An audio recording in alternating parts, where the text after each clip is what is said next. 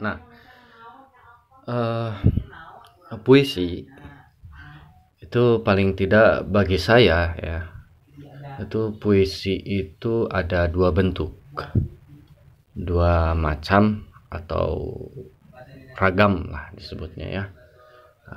Ragam atau bentuknya itu yang pertama itu saya menyebutnya puisi kamar. Dan yang kedua disebutnya puisi lapang atau puisi panggung.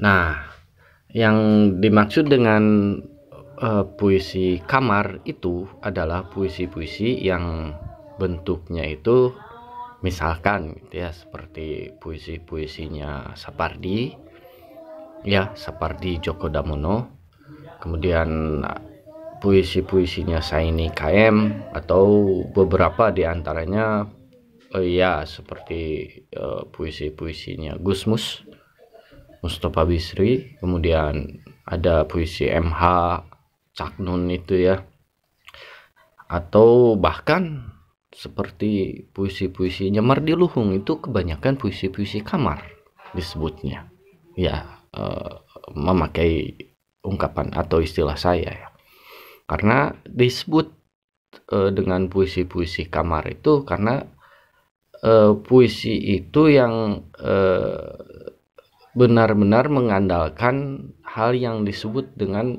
intrinsik gitu ya, kekuatannya terletak pada diksinya misalkan, atau pada metafor, pada siloka dan lain sebagainya, sehingga unsur-unsur yang menguatkannya itu ya kebanyakan unsur-unsur intrinsik gitu ya, yang untuk mengerti dan memahaminya itu sangat dibutuhkan perenungan dan permenungan ya. Sebut saja misal beberapa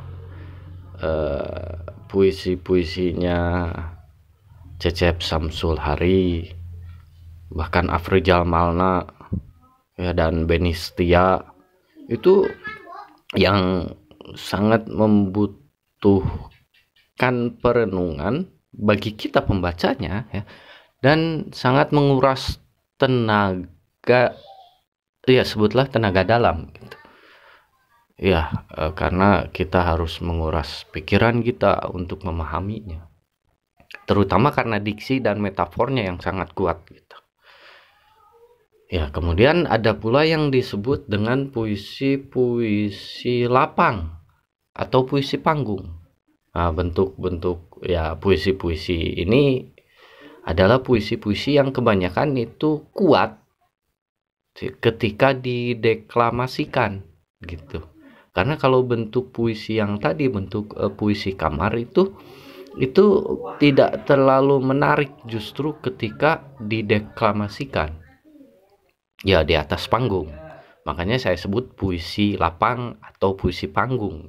Itu bentuk yang kedua.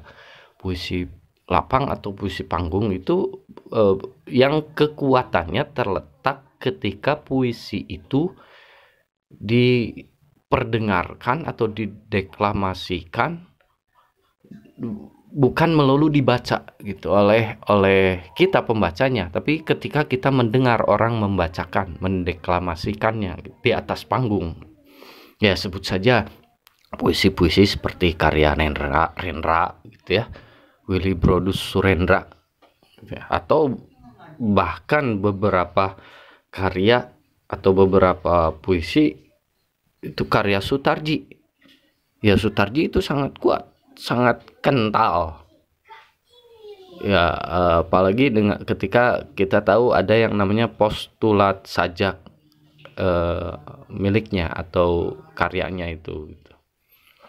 Nah, sehingga dua bentuk puisi ini yang saya pun menulis beberapa ya, ada puisi-puisi yang bentuk ya puisi kamar gitu, dan memang itu kebanyakan yang saya tulis itu puisi kamar, walaupun tidak menutup kemungkinan ada beberapa puisi saya yang memang disebutnya, yang saya menyebutnya itu puisi lapang atau puisi panggung begitu.